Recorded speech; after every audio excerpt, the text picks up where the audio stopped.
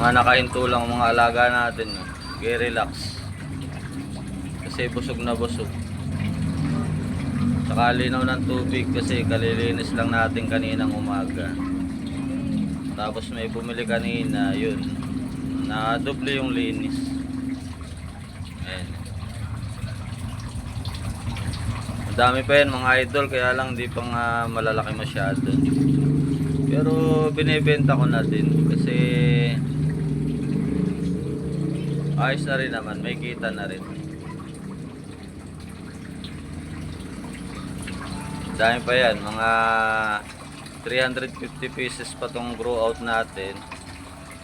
Tapos na rin kasunod na medium size na humahabol na din ang laki ay nasa 150 lang ito. Tapos yung nasa ibabaw natin is 1,000 pieces. Fingerlings pa yan mga ito.